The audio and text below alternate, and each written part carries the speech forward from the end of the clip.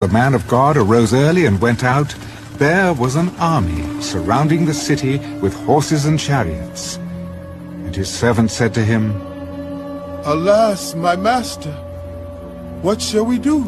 Do not fear, for those who are with us are more than those who are with them. And Elisha prayed, Lord, I pray, open his eyes that he may see. Then the Lord opened the eyes of the young man, and he saw. And behold, the mountain was full of horses and chariots of fire all around Elisha. So when the Syrians came down to him, Elisha prayed to the Lord, Strike this people, I pray, with blindness. And he struck them with blindness, according to the word of Elisha. Now Elisha said to them, This is not the way, nor is this the city. Follow me, and I will bring you to the men whom you seek. But he led them to Samaria. So it was, when they had come to Samaria, that Elisha said, Lord, open the eyes of these men that they may see. And the Lord opened their eyes, and they saw. And there they were, inside Samaria. Now when the king of Israel saw them, he said to Elisha, My father, shall I kill them? Shall I kill them? You shall not kill them. Would you kill those whom you have taken captive with your sword and your bow? Set food and water before them, that they may eat and drink and go to their master. Then he prepared a great feast for them. And after they ate and drank, he sent them away, and they went to their master. So the bands of Syrian raiders came no more into the land of Israel. And it happened after this that Ben-Hadad, king of Syria, gathered all his army, and went up and besieged Samaria. And there was a great famine in Samaria. And indeed they besieged it, until a donkey's head was sold for 80 shekels of silver, and 1/4 of a cab of dove droppings for 5 shekels of silver. Then, as the king of Israel was passing by on the wall, a woman cried out to him, Help, my lord, O king! If the Lord does not help you, where can I find help for you?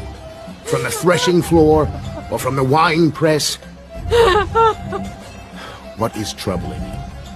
This woman said to me, Give your son, that we may eat him today, and we will eat my son tomorrow. So we boiled my son and ate him. And I said to her on the next day, Give your son, that we may eat him. But she has hidden her son. Now it happened, when the king heard the words of the woman, that he tore his clothes. And as he passed by on the wall, the people looked, and there, underneath, he had sackcloth on his body. God do so to me, and more also, if the head of Elisha, the son of Shaphat, remains on him today. But Elisha was sitting in his house, and the elders were sitting with him. And the king sent a man ahead of him, but before the messenger came to him, he said to the elders, Do you see how this son of a murderer has sent someone to take away my head? Look, when the messenger comes, shut the door and hold him fast at the door. Is not the sound of his master's feet behind him? And while he was still talking with them, there was the messenger coming down to him. Then the king said, Surely this calamity is from the Lord. Why should I wait for the Lord any longer? 2 Kings, chapter 7. Hear the word of the Lord. Thus says the Lord, Tomorrow about this time, a seah of fine flour shall be sold for a shekel, and 2 seahs of barley for a shekel at the gate of Samaria. So an officer, on whose hand the king leaned, answered the man of God, Look, if the Lord would make windows in heaven, could this thing be? In fact, you shall see it with your eyes, but you shall not eat of it. Now there were 4 leprous men at the entrance of the gate. And they said to one another, Why are we sitting here until we die? If we say we will enter the city, the famine is in the city, and we shall die there. And if we sit here, we die also. Now therefore, come, let us surrender to the army of the Syrians. If they keep us alive, we shall live. And if they kill us, we shall only die. And they rose at twilight to go to the camp of the Syrians. And when they had come to the outskirts of the Syrian camp, to their surprise, no one was there.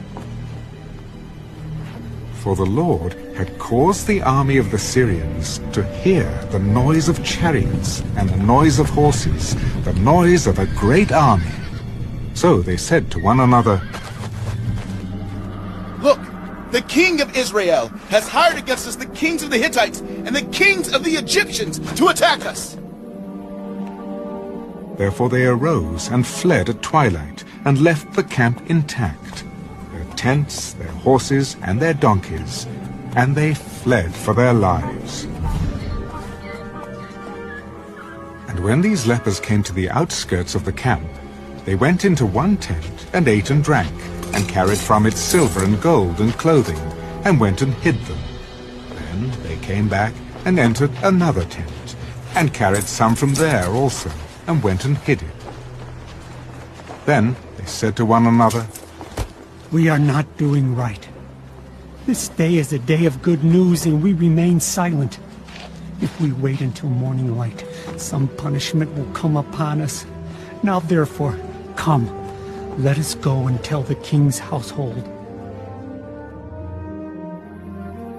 So they went and called to the gatekeepers of the city, and told them, We went to the Syrian camp, and surprisingly no one was there. Not a human sound, only horses and donkeys tied, and the tents intact. And the gatekeepers called out, and they told it to the king's household inside. So the king arose in the night, and said to his servants, Let me now tell you what the Syrians have done to us. They know that we are hungry. Therefore they have gone out of the camp to hide themselves in the field, saying, When they come out of the city, we shall catch them alive, and get into the city. And one of his servants answered, Please let several men take 5 of the remaining horses which are left in the city.